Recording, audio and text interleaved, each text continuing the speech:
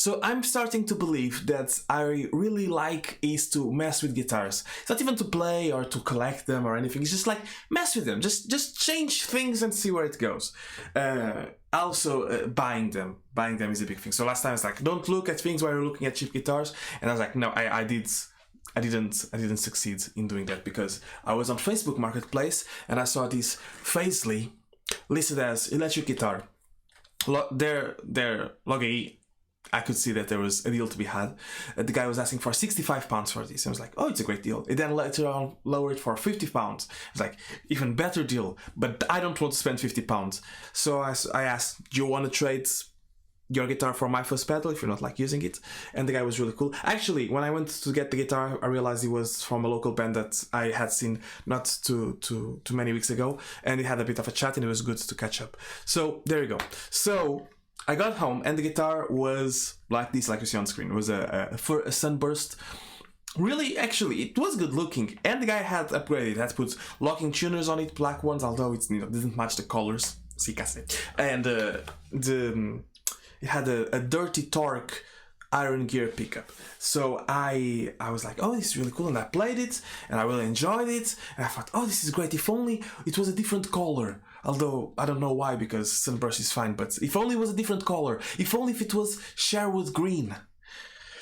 And I sat on that idea for like a day, and then on the following day I went to the range and I bought green jade Ford green, which is not Sherwood green, and they had like British racing green right there staring at me in the face. I was like, no, this green jade seems to be the color that I want, because if it's too dark then it looks black on stage, and I want something that on stage it doesn't look black. So I got this. As you can tell, this is not Sherwood green, this is green jade, as seen on Ford cars. As you can see, it has had also some accidents with a screwdriver and sandpaper and sand pads and everything. So, what happened next? I started painting it, you know? Painting a guitar is a process that requires high level of skill and patience and letting things dry, a proper environment, dust-free, proper equipment like aerosol, compressors, masks. I used none of that and followed none of those rules. What I did was I cleared a corner of my garage that is filled with dust, I must say, and it's a bit damp. I leaned this against the wall, not against the wall, against the shelf that I had there, and in a sort of project, I painted this. It took me, I used the 2 cans, it's 150ml, so it's too small, it's 2 cans. I was like, I need more paint. So on the next day at 9 AM, I was at the shop to buy another can, just 1 can because I'm cheap, which I used to cover up. Like, this feels alright, maybe, but it's also gonna still put the clear coat. So 1 can that I didn't even use. I was like, good enough. It says to dry 24 hours. How much time did I leave it to dry? About 6 hours. 6 hours was enough. I touched it, was like, this is good enough. Now, under the pickguard, you see that it wasn't good enough because it was sort of glued and it created a bit of ridges, but good enough. So, okay, I used this. I took it out to an open mic. I played it. A friend of mine played it. We're all very happy. We're joking around, like, such a great feeling guitar for £50. Well, £80 or £90 by that time because of the cans and everything.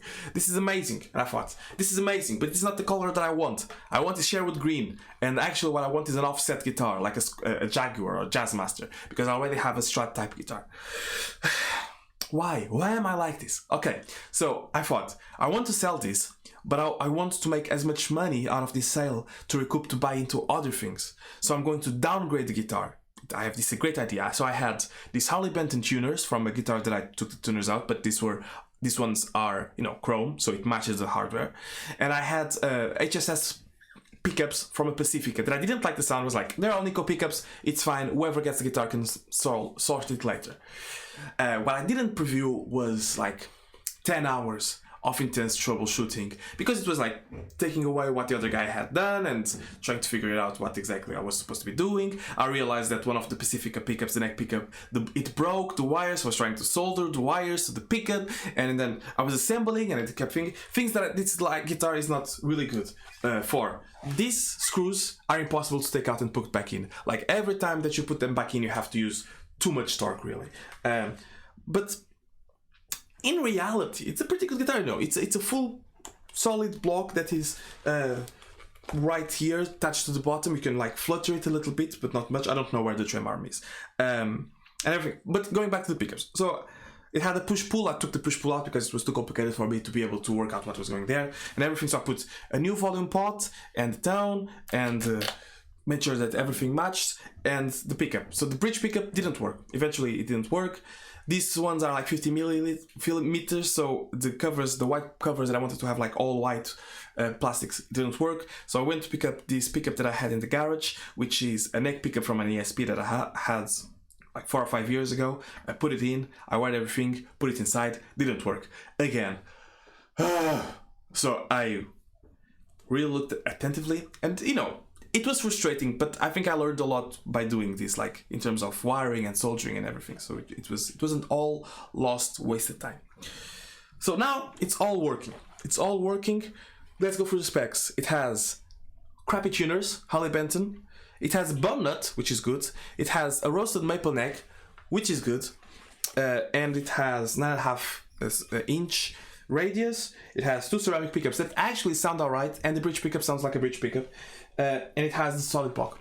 But clean on the neck.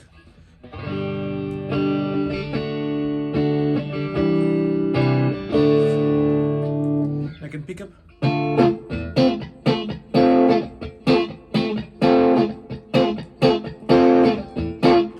Middle.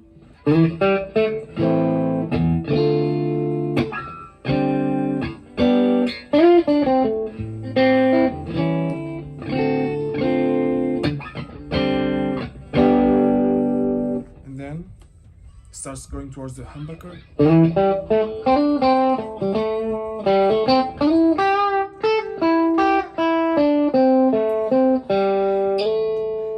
And then back up.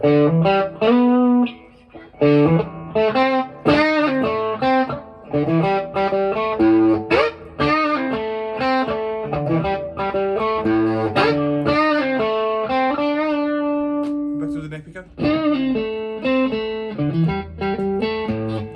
So it really is like all-in-one sort of guitar.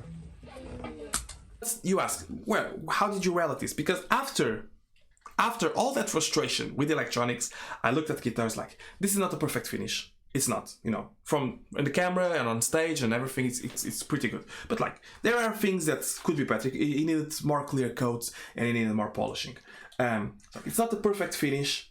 So I'm gonna relic it in revenge, in an act of revenge. So I used like a guitar, which is a Kaufman S-type that sounds great, sound effects, to get sort of the idea for what I wanted to do. And I started working on it, and then I took a screwdriver and just hit the guitar willy-nilly around here and back here. You know, it has all these dings and marks. And then I went, and then I, again with the blade and the sand and everything, and then I hit it to make it look like it has buckle rash. It is not buckle rash, it's just stuff. And then I went outside to the wall and I scraped it around on a brick to get it like that, scraped around the edges. And then I polished a bit more using car polish and everything. So now it actually feels good. It's actually pretty good feeling. And as it stands, you see, with the logo behind the mic, it could even be a Sir. You never know. How could you tell? From this distance, you know, at this angle,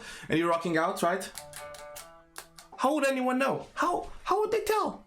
I don't know. It's not the Sir. But, you know, if you have an idea that you want something like this, it's pretty cool. You know, the pickguard is too white. I'll assure you. It's like the town that I live in it's too white, but it's a possible relic job. And I even posted on the Relic Guitars Facebook forum, like, where can I sign up for the worst relic job of the year? Because it really is like a crappy job. It's rushed and everything. But people are like, oh no, it's alright, that's alright. I was going from the perspective like some people take weeks, months to get a relic done properly with all the like finishing and sanding and curing and all these things. And I was just going like, in 3 days, done. So if you're wondering how to relic a Fazley, if it's worth, yes, it's worth. It's fun. I think using these sort of paints and everything for like £50, you can do it. I'm curious to try proper nitro, but maybe that's going to take too long to cure, and I'm gonna mess it up. So there you go. Steve, if you're ever wondering if you should do this to one of your Fazleys. And why did I get this guitar? Because I saw Steve Cassidy's videos of the Fsst720 and it seemed to be a good guitar, and he was absolutely right. It is a good guitar. The neck alone is worth keeping. I don't know why I have it for sale for like 150, but why am I selling for 150? Because I want to make money to buy audio guitars. That was the whole promise of this video, is I want to make money to buy audio guitars. And I wanted to leave as little money on this guitar as possible to recoup my losses, basically. Okay? Thank you so much, and I'll see you all next time.